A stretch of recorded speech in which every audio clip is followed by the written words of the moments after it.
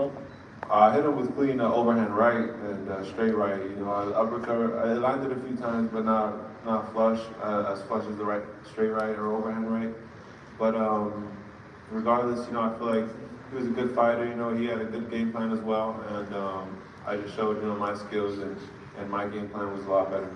In going 12 rounds, how did you feel? We saw you a couple times look up at the clock and kind of see how much time is left in the round. No, I felt good, man. You know, it's crazy going 12 rounds. I never really like thought about going 12 rounds and how it would be, you know. But I felt great. You know, I felt like I wasn't tired in any round. I felt like I controlled the pace, I controlled the fight, and I could have went more rounds if the fight was longer.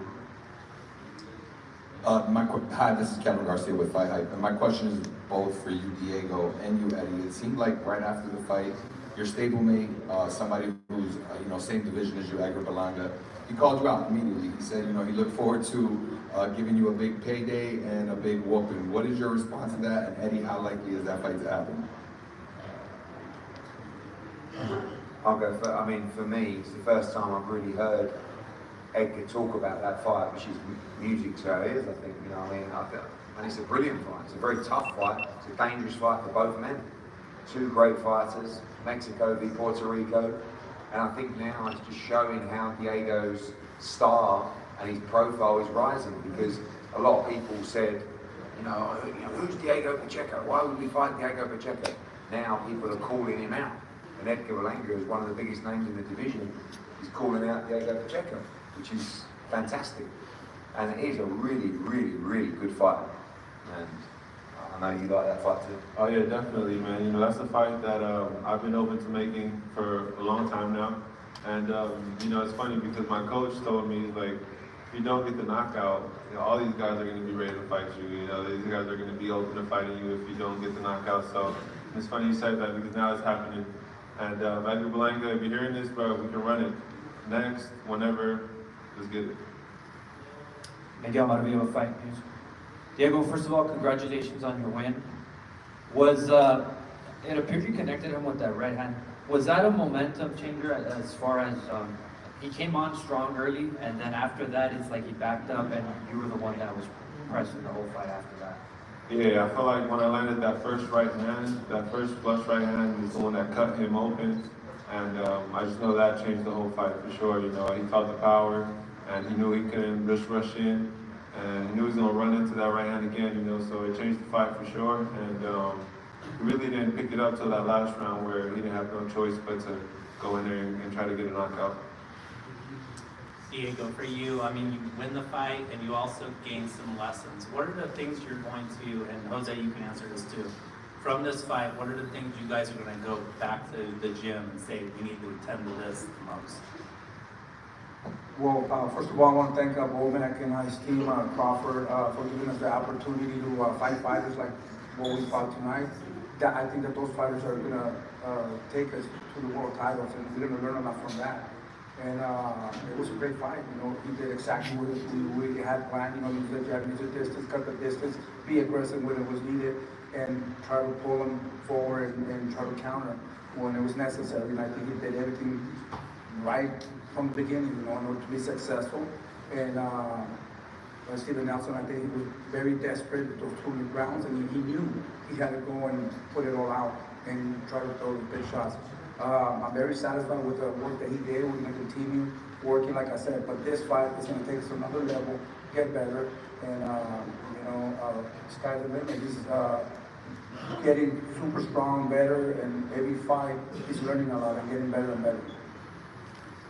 A great fight tonight, Diego. This is Omar with the Boxing Hour. My question is actually for Jose, though. This has to be like a familiar feeling for you, having a young, super middleweight, undefeated, ranked #1 in some of the sanctioned bodies, and obviously Canelo is the big name at 168. Is there anything you've learned from your path with your son?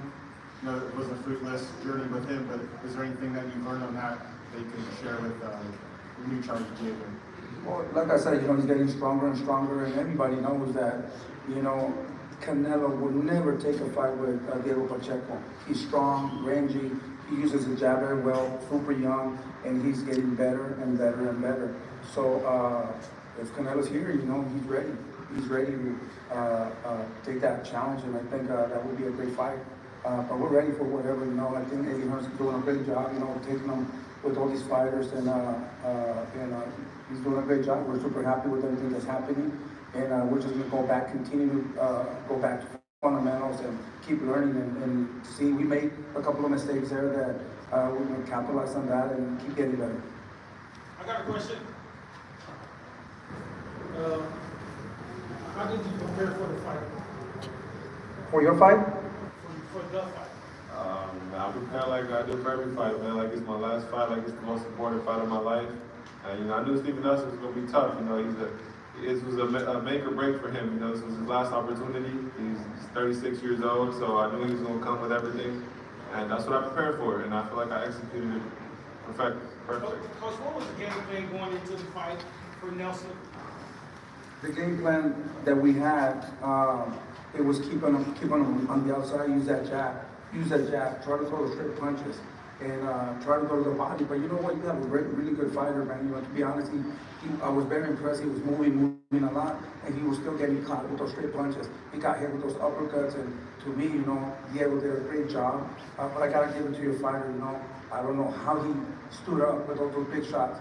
I hope that this is not his last fight. He continues, but he got to beat it tonight. What was your game plan?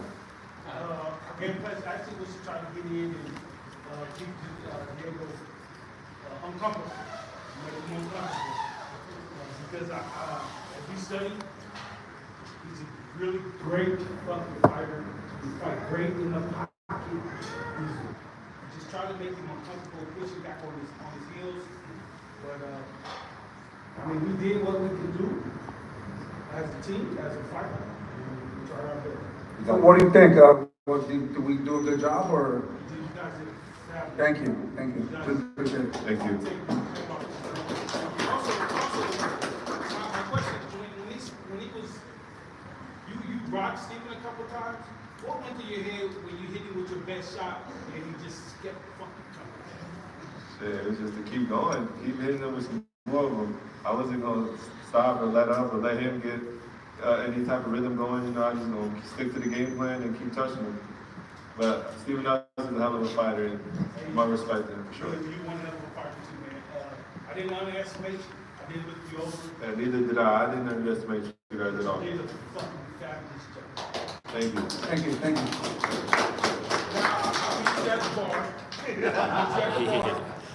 All right, good. Diego, Steven Corral, congratulations on the victory. Have you ever been interviewed by the opposing trainer? I was never.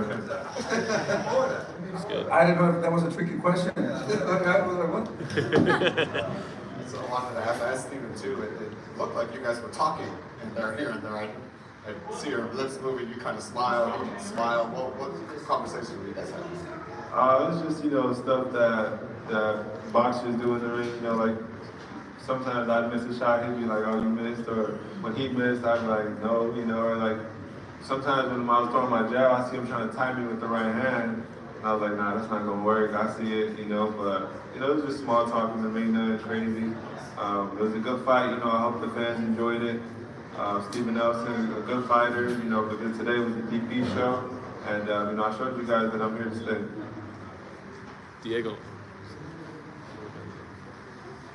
In the beginning rounds, you started off like, you know, just jabbing, chilling out. Then the later rounds, you started throwing real shots that were more significant and hurting him. Was that part of your game plan due to, like, you know, that you were younger and he was a little older than you?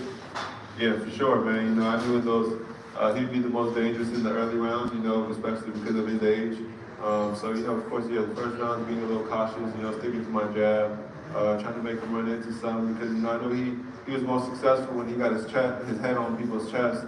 You know, so I was making sure, you know, keeping him on the outside, and then once that first right hand landed, you know, I felt like he slowed down a little bit, so that's when I started picking it up, started bringing it to him a little bit more. But like I said, Steven Nelson's a dangerous fighter as well, you know, so I had to be locked in, full 12 rounds. I couldn't lose focus at all. So yeah, man, you know, it was a good fight for sure. Yeah, that's what I was asking him, because I said the most success he had was when he was in the inside and he was throwing combinations, but he wasn't doing that enough. You felt like if he would have done that more, it would have been a more difficult fight for you? Yeah, he was trying to do it the whole fight. I just didn't let him. You know what I'm saying? I was just doing my job, and as soon as he got close, I angled out. Whenever I felt like I was getting too close to the ropes, I moved to the sides and kept my guard up, you know, moved my head as well, you know, so I felt like he had a good game plan, and he tried it, but I just had a better one, and I executed it better. I controlled the fight. I made sure he didn't get comfortable in there, and yeah, I did what I had to do. Congratulations, man. Thank You won you. a great fight. Appreciate you, bro. First of all, congratulations, great fight. I wanted to ask you to rate your performance, and then afterwards, how did you stack up against the other 168 guys? I feel like to rate my performance, I kind of got to watch the fight over. You know, I felt good in there. I felt comfortable. I never really felt like I was in danger or anything like that. And